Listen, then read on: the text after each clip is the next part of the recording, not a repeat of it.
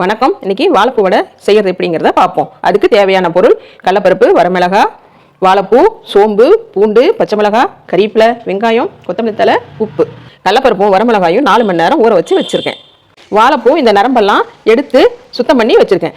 இது வாழைப்பூ எப்படி சுத்தம் பண்ணுங்கிறதெல்லாம் இன்னொரு வீடியோவில் வாழைப்பூ பொரியல்னு சொல்லிட்டு போட்டிருக்கேன். நீங்கள் அதையும் பாருங்க.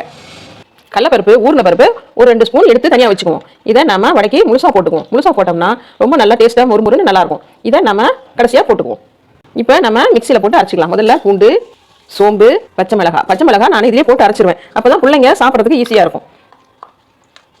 வரமிளகாய், உப்பு, இதை ஒரு ஓட்டி எடுத்துகிட்டு வந்துடலாம். கறிவேப்பிலை கொஞ்சம் போட்டுக்கலாம். அதில் போட்டோம்னா அது நல்லா அதிலே அரை விட்டுரும். இப்போ பருப்பெல்லாம் தண்ணி வடித்து அதில் போட்டுக்குவோம்.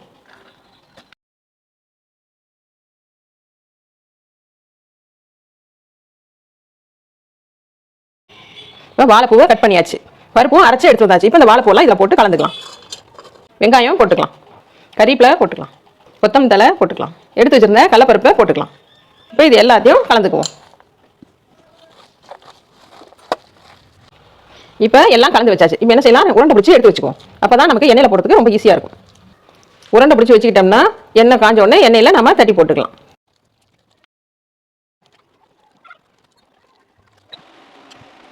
இப்போ அடுப்பு பற்ற வச்சு வானலியை அடுப்பு வச்சாச்சு. இதுக்கு தேவையான எண்ணெயை நம்ம போட்டுக்குவோம். இப்போ எண்ணெய் காஞ்சிருச்சு. இப்போ ஒன்று அப்படி வடையாக தட்டி போட்டுடலாம்.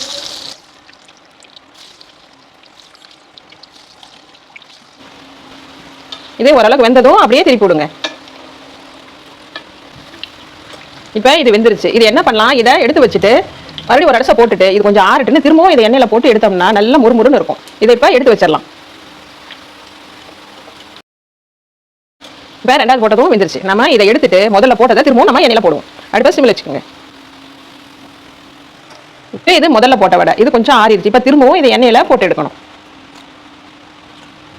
இப்போ இது திரும்பவும் வேகிறப்ப நல்லா முறுமுறுன்னு இருக்கும்.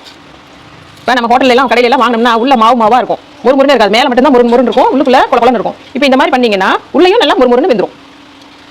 இப்போ நல்லா முறுமுறுன்னு ஆயிடுச்சு. இப்போ நம்ம இதை எடுத்துடலாம்.